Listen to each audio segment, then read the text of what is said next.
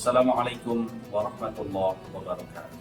Pada yang terhormat Bapak Ibu dosen penguji kinerja pada PPG Transformasi Pendidikan Agama Islam tahun 2024. Perkenalkan saya Hidayatullah, mahasiswa PPG Universitas Islam Negeri Sultan Maulana Hasanuddin Banten dengan NIM 255060828. Pada hari ini, Kamis tanggal 9 Oktober tahun 2025, saya akan melaksanakan uji kinerja di SMP Negeri 1 Kota Serang untuk kelas 7 dengan materi rukhsah kemudahan dari Allah Subhanahu wa Ta'ala dalam beribadah kepadanya. Terima kasih dan selamat menyaksikan. Bismillahirrahmanirrahim. Assalamualaikum warahmatullahi wabarakatuh. Waalaikumsalam warahmatullahi wabarakatuh. Anak-anakku yang soleh dan solehah semuanya, bagaimana kabar kalian hari ini? Alhamdulillah, luar biasa. Allahu Akbar. Luar biasa ya, Masya Allah. Dilihat dari wajahnya semuanya ceria, ya. Tandanya kalian aslinya punya semangat, ya. Dan hari ini mudah-mudahan dengan yang Allah berikan pada kesehatan kita bisa beraktivitas dalam proses pembelajaran hari ini. Baik, sebelum Bapak memulai proses pembelajaran hari ini, ya, kita belum memulai aktivitas seperti biasa. Kebiasaan kita di sini memastikan kelas kalian dalam kondisi bersih, ya, sudah rapi. Kira-kira coba lihat, tengok kanan kiri, bawah mejanya ada sampah atau enggak? Bersih ya? Kelas ini oke ya. Kita siap untuk belajar, kita menerapkan angka 21 minyak iman.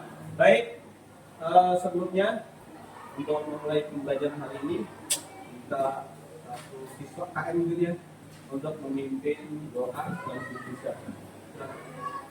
Belum siap. Siap. Sebelum mulai pelajaran, apa baiknya kita berdoa. Berdoa dimulai.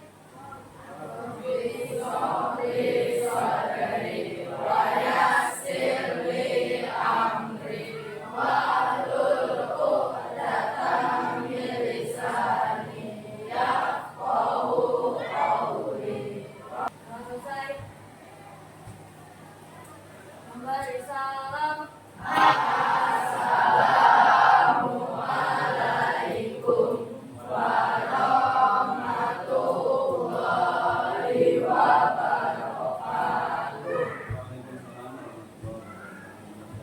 Baik, sebelum memulai, Bapak ingin absensi dulu ya terkait kehadiran kalian, serta teman kalian yang hari ini yang masuk, mudah-mudahan masuk semua ya.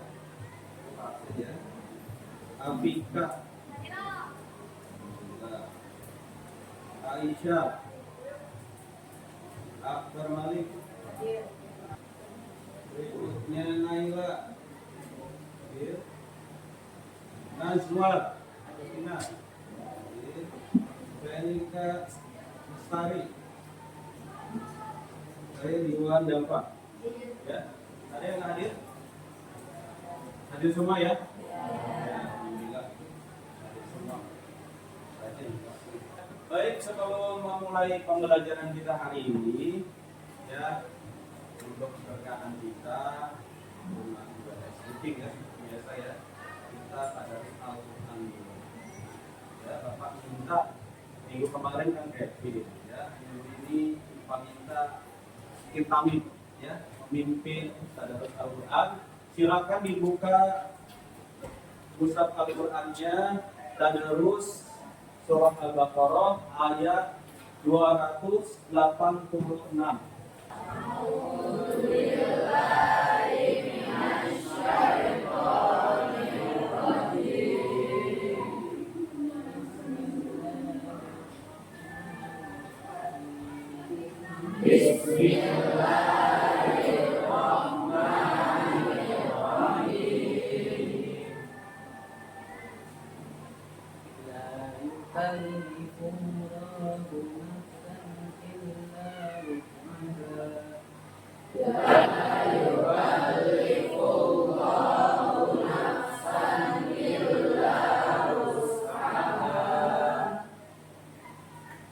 ربنا ولا تحمل علينا إصرا كما حملته على الذين من قبلنا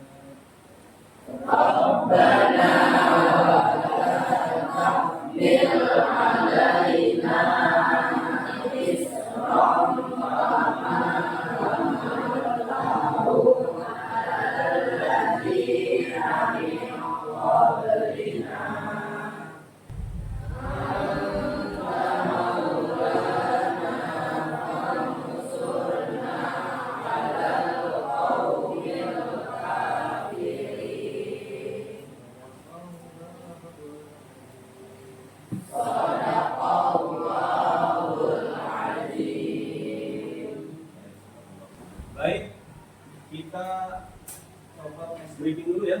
Sebelum memulai pembelajaran hari ini biar nggak ngantuk, biar tambah semangat. Yuk, siapa yang mimpin ya? Kalian mulai kan ya? Silakan. Untuk next briefing kita kali ini. Teman-teman, sebelum mulai pembelajaran, maka baiknya kita ice breaking dulu. Setuju nggak? Setuju. Nyanyi Mas Karifiwan ya. Mulai dalam hitungan 3 ya. 1, 2, 3. Hari ini kami datang untuk belajar dengan niat ikhlas serta bahagia.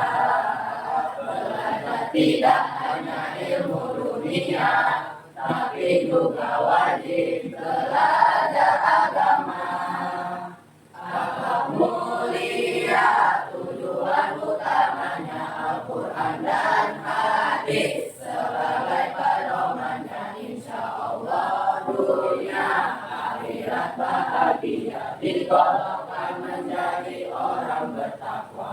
Sekali lagi. Hari ini kami datang untuk belajar dengan niat ikhlas serta bahagia. Baik, hari ini kita mau belajar apa sih? Ya, seperti pada minggu yang lalu saya Bapak sampaikan, minggu ini kita akan belajar tentang rukhsah. Ya, lalu apa itu rukhsah? Yang perlu diketahui oleh semua siswa di sini, tujuan kita belajar tentang rukhsah ini, yang pertama nanti kalian mampu, ya, tentang apa itu makna rukhsah dalam pelaksanaan ibadah, ya, terutama ibadah-ibadah yang fardu. Yang kedua, nanti juga tujuan pembelajaran kita ini adalah kalian diharapkan nanti mampu mengidentifikasi terkait dengan rukhsah pada rukhsah sholat, pada ibadah puasa, terutama puasa Ramadan, ibadah zakat dan haji. Jadi itu dua tujuan pembelajaran hari ini. Nah, hari ini Bapak juga akan menampilkan video presentasi singkat mungkin. Nanti kalian juga bisa eksplorasi dari buku paket ya. Buku paket kelas 7, Yahid, bab 9 tentang rukhsah. Nah, seperti apa rukhsah itu? Yuk kita simak video yang Bapak sampaikan sambil nanti Bapak juga berikan penjelasannya supaya nanti kalian sudah memahami apa yang akan di-share ya.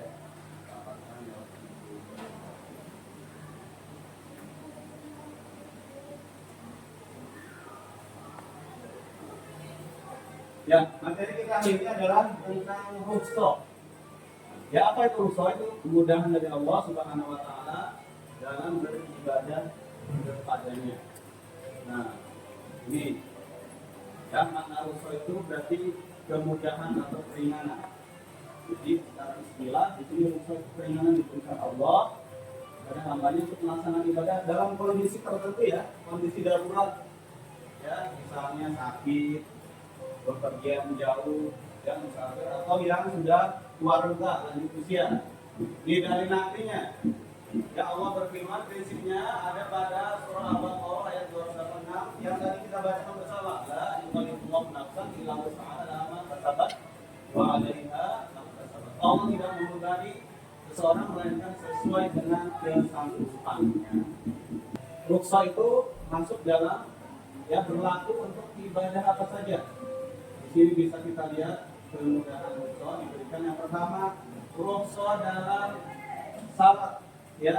Saat sakit misalnya, kalau tidak mampu berdiri berarti boleh duduk, boleh juga terbaring atau dengan hanya isyarat mata atau kepala. Kalau sudah tidak mampu semuanya berarti di sholat. Ya, oke.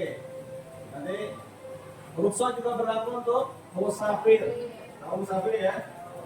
Musafir di sini berarti saat bepergian jauh.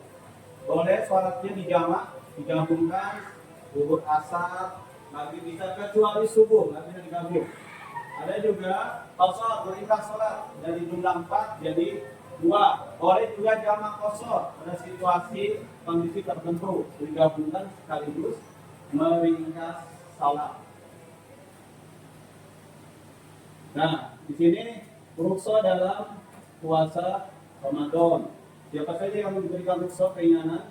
Yang pertama orang yang sakit, ya, tapi harus qadha, wajib diganti di hari yang lain.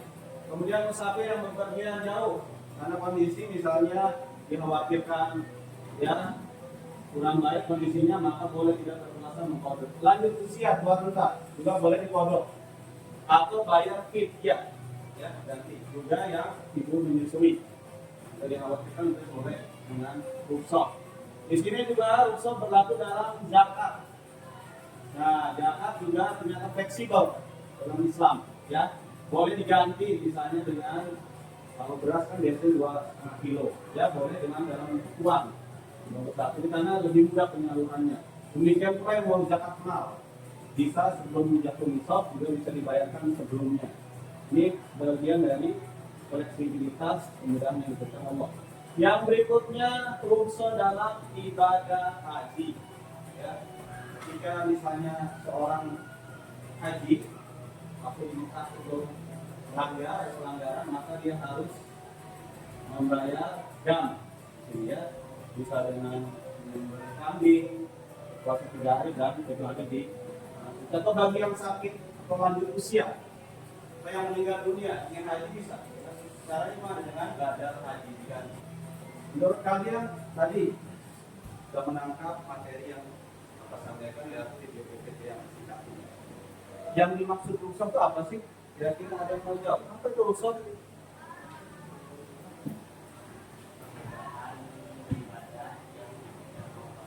Kemudahan beribadah yang diberikan oleh Allah, ya. Dalam kondisi apa? Dalam kondisi tertentu. Ada yang mau berpendapat lain? Apa itu rukhsah? Apa? Apa? Pembangunan kesadaran dan ketakwaan boleh juga, tapi mungkin kurang tepat, ya. Apa? Ada yang mau berpendapat lain? Atau itu masuk hikmahnya? Ada yang berpendapat lain? Apa? Coba, kami. Rukhsah tidak hanya dikerjakan dalam perkara sholat, juga dikerjakan dalam ibadah, dalam ibadah puasa Ramadan. Jadi orang yang tidak bisa melaksanakan ibadah puasa, maka dia harus menggantikannya di hari kemudian, di hari saat yang menggantikan. Adakah yang di sini yang pernah melaksanakan rukhsah? Ibadahnya ada? Punya pengalaman nggak? Punya pengalaman rukhsah? Apa coba? Amin. Contohnya.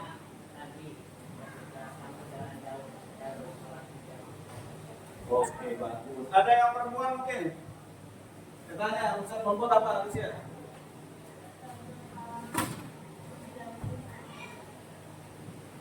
Oke. Ada lagi nggak? Yang punya pengalaman rukhsah? Apa ya? Berarti puasanya 2 hari pasal saat perjalanan jauh. Oh, berarti sudah mudik ya? Ada rutinitas, ada tradisi mudik katanya boleh diganti ya kalau dalam kondisi tertentu yang tidak memungkinkan boleh nanti pas mudik. Hari ini kita coba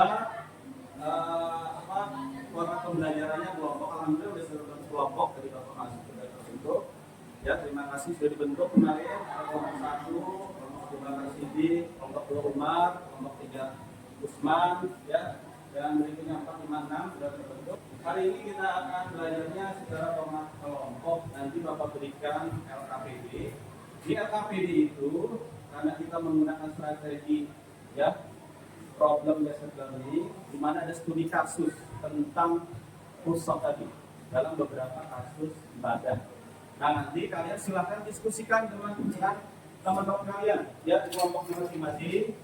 Nanti silahkan diberi waktu hanya sekitar 10 sampai 15 menit. Setelah itu biasa kita tiap kelompok diharapkan nanti presentasi tentang hasil diskusi kelompoknya masing-masing. Ya, kira-kira paham ya? Ya. Jadi saya bagikan tiap kelompoknya. Yang perlu diperhatikan nanti saya akan melakukan assessment penilaian kalian terkait di sini keaktifan selama diskusi kelompok. Sambil dikerjakan, dapat menyampaikan dulu memaparkan beberapa hal terkait assessment penilaian selama kegiatan ini. Yang pertama, menurut observasi ya, nanti sikap juga kalian akan dilihat di sini apakah aktif ya, kemudian kalau aktif bisa bekerja sama berarti kan kita sudah menerapkan nilai-nilai profil pelajarnya ya. Ingat waktunya hanya 10 sampai 15.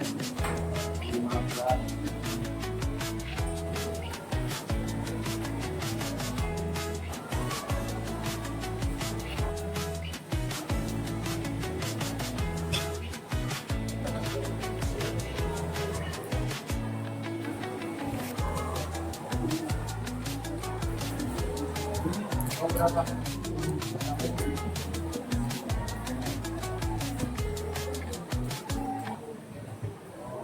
Assalamualaikum warahmatullahi wabarakatuh. Waalaikumsalam warahmatullahi wabarakatuh. Kami dari kelompok 1 atau kelompok Abu Bakar As-Siddiq ingin menyampaikan atau mempresentasikan hasil kerja kelompok kita. Tetapi sebelumnya ada pepatah yang mengatakan tak kenal maka sayang. Jadi kita perkenalan dulu ya dari saya. Nama saya Yuna Fandokan Lintang. Perkenalkan nama saya Intan Purnawasari. Silakan nama saya Apika Purnama. Nah, ini udah pada kenal semua kan? Dan sebelum kita mulai biar nggak lemas atau bosan, kita yel-yel dulu ya. Berkelompok, berkelompok, berkelompok. Saling kerja, saling kerja, saling bantu. Saling bantu berdiskusi. Insya Allah akan selesai. Oke, lanjutin luar biasa. Sudah ya, yel-yelnya udah pada semangat kan? Hasil diskusi dari kelompok 1 adalah tentang kasus Pak Ahmad yang sedang mengalami sakit dan kesulitan untuk melakukan beribadah. Usul yang berlaku adalah sholat dengan kondisi yang disanggupi. Jika tidak mampu berdiri, Pak Ahmad boleh sholat dalam posisi duduk. Jika tidak mampu duduk, boleh sambil berbaring miring menghadap kiblat. Jika tidak mampu duduk atau berbaring, dia boleh berlutang dengan kaki menghadap kiblat atau disesuaikan dengan posisi yang paling mudah dan melakukan gerakan ruku serta sujud dengan isyarat kepala atau mata. Untuk nomor 2, kasus di atas adalah tentang terkait sholat. Dan nomor 3, menghargai dan bersyukur atas keringanan yang telah Allah Subhanahu wa Ta'ala berikan. Dan yang kedua, mengetahui bahwa Islam adalah agama yang mulia. Halo semuanya, kami dari kelompok 5 atau dari ada 5 orang. Kita sebelum mulai kita mau yel-yel singkat dulu. Kelompok Sarman Al-Farizi, kreatif, inovatif, hebat.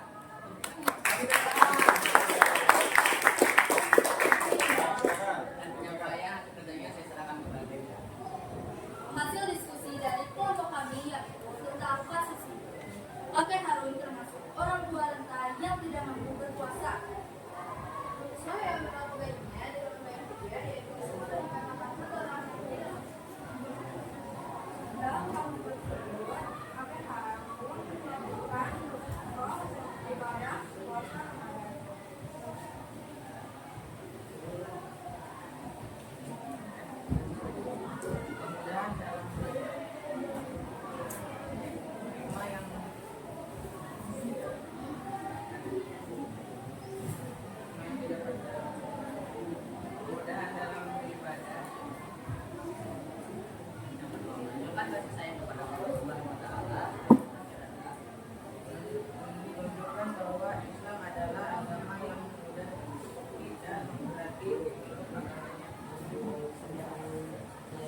Ya. Jadi tadi yang sudah ditampilkan oleh kelompok apa? Kelompok 5 kita kasih plus dulu semuanya. Ya.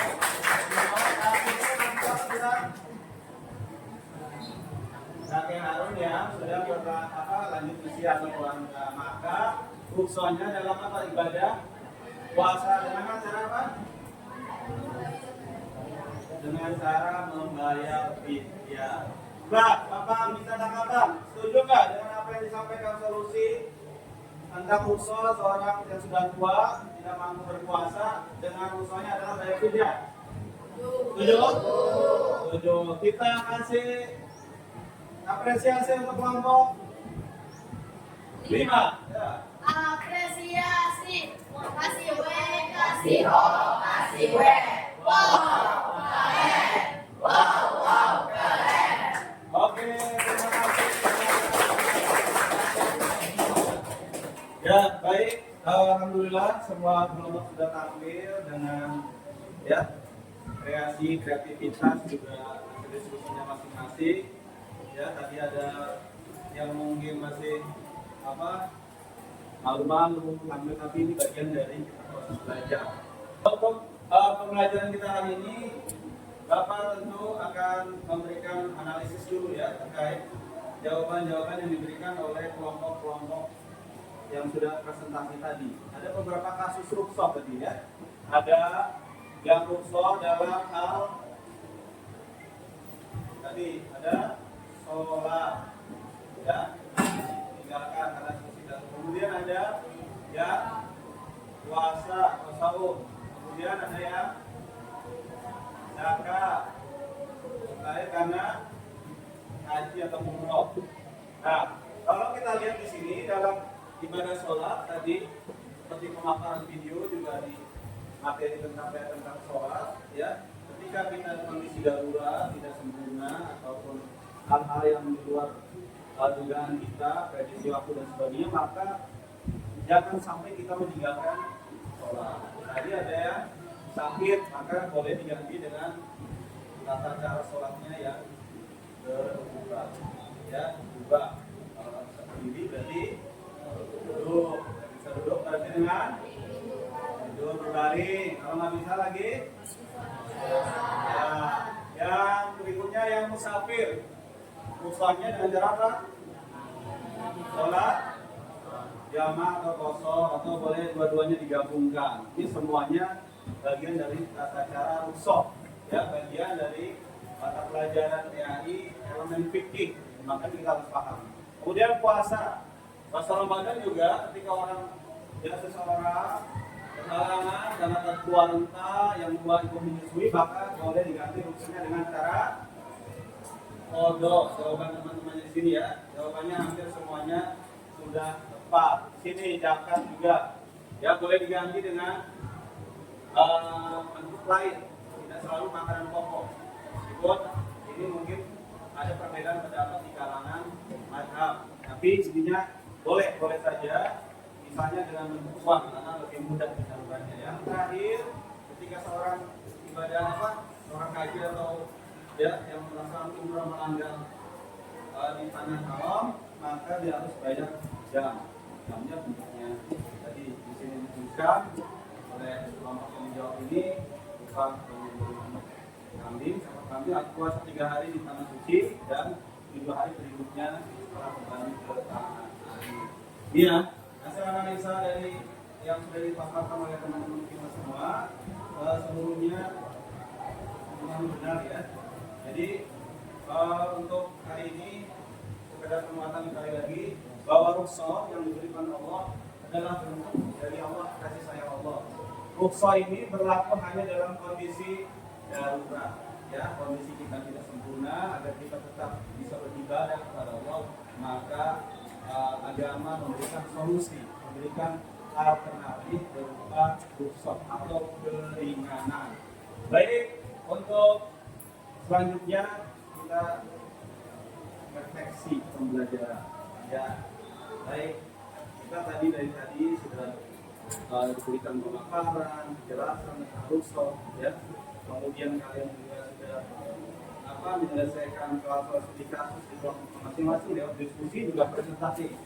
Bapak ingin tanya, kita refleksi hari ini refleksi pembelajaran tentang materi rukshoh. Ada yang mau memberi pendapat kesan tentang materi pembelajaran rukshoh ini? Bagaimana kesan kalian? Ada yang mau? Ayo, silakan. Habib, boleh berdiri. Saya pelajaran rukshoh ini sebenarnya sangat penting ya, karena kita bisa mengetahui bahwa kita tidak bisa melaksanakan ibadah baik ibadah sholat, puasa, zakat, haji, itu kita diberikan keringanan oleh Allah Subhanahu wa Ta'ala, itu berupa rukshoh. Hal itu meringankan kita ya dalam melaksanakan ibadah. Jadi kita hari ini bisa mengurangi rasa sayang kepada Allah Subhanahu wa Ta'ala dan juga rasa taat kepada Allah Subhanahu wa Ta'ala, dan Oke, kita akan silakan. Ada yang mau berpendapat pesannya apa untuk pembelajaran kita hari ini? Ada? Ada lagi? Oke, pertanyaan refleksi kedua. Ya, kira-kira menurut kalian materi yang kita pelajari hari ini, kita diskusikan, ada nggak kesulitannya yang merasa sulit dengan materi ini? Ada nggak? Silakan. Boleh berpendapat? Mau berpendapat silakan? Enggak ada. Alhamdulillah, berarti materi ini bisa dipahami ya? Secara umum, karena materi ini materi fikih, kita setidaknya pernah melaksanakan rukshoh dalam kegiatan ibadah kita. Karena kita punya kewajiban ya sebagai seorang muslim melaksanakan ibadah, tapi dalam kondisi-kondisi tertentu Allah memberikan alternatif, memberikan namanya rukshoh. Jadi hikmah yang dari rukshoh yang diberikan Allah ini adalah bentuk dari kasih sayang Allah. Dan tadi di presentasi Bapak disampaikan bahwa Allah itu tidak menghendaki kesulitan bagi hambanya, tapi Allah memberikan kemudahan. Oke, sekali lagi mudah-mudahan materi yang Bapak sampaikan hari ini bisa mudah dicerna, dipahami nanti dalam aplikasinya ya, dalam kehidupan kalian, terutama dalam hal-hal ibadah fardu. Jangan sampai ditinggalkan. Ya, kondisi tidak sempurna, maka solusinya jalan alternatifnya adalah dengan rukshoh. Untuk minggu depan kita akan masuk ke materi bab 10 tentang sejarah kebudayaan Islam. Ya, nanti kita akan belajar tentang bagaimana Islam memberikan warna bagi dunia, terutama dan Eropa dan sebagainya. Bahwa Islam amat jaya selama kurang lebih 2 tahun. Ya, nanti di pembelajaran berikutnya. Baik, mungkin Bapak cukupkan untuk pembelajaran hari ini. Ya, silakan nanti dipelajari kembali di rumah. Waktu di kelas di sekolah mungkin terbatas, kalian bisa kembali pelajarinya, mengeksplorasinya di rumah kalian. Ya, baik, kita tutup saja dengan hamdalah pembelajaran hari ini. Alhamdulillah. Bapak akhiri, billahi taufiq wal hidayah. Wassalamualaikum warahmatullahi wabarakatuh. Waalaikumsalam.